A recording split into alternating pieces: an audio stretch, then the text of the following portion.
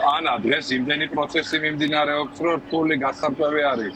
ვინ რომელ პროცესზე არის? აქეთ მიმდინარეობს, აქეთ მხარეს Facebook-ზე პოსტების გამო ადამიანების დაბარების პროცესები, იქით მხარეს არის მათედევითის სასამართლო პროცესი, დასკვნითი პროცესი არის და მოგეხსენებათ, რომ ძალიან მაღალი საზოგადოებრივი ინტერესი არის ამ პროცესის მიმართ, მაგრამ ატარებენ 3 კვადრატულ მეტრ დარბაზში.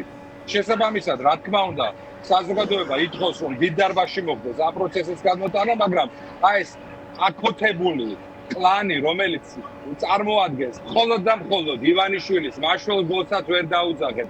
ივანიშვილის საფენს ეს კლანი ცდილობს, რომ შეზღუდოს მაქსიმალურად საზოგადოების მონაწილეობა ამ პროცესში და ამას უკავშირდება, რომ ეს მებათაღელვა, რომელიც ამ დარბაზშია, ეს მანდატური სამსახურით სამწუხაროდ გადაქცეული არის თანამძრახველად, აი ამ სამარცხვინო და აკოთებული სისტემის და შესაბამისად მიმდინარეობს ჯაჯგური ადამიანებზე და ჯიკაობა და ისედაც მომატებულ ემოციურ ფონზე ადამიანების კიდევ უფრო მეტად აღელვება.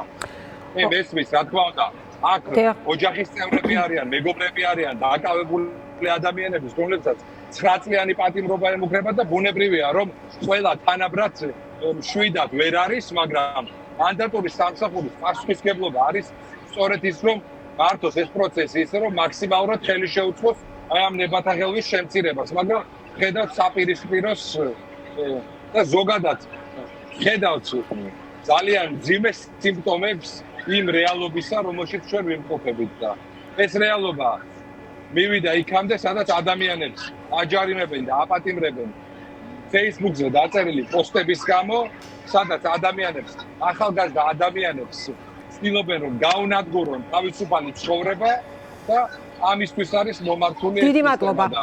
ჩვენ კარგად უნდა ვიცოდეთ, რას უპირისპირდებით და რამდენად მნიშვნელოვანი არის თითოეული ჩვენგანის მონაწილეობა ამ პროცესში. დიდი მადლობა საბა, დაგემშვიდობები, საბა ბუაძე ლაპარაკობდა თბილისის საქალაქო სასამართლოდან.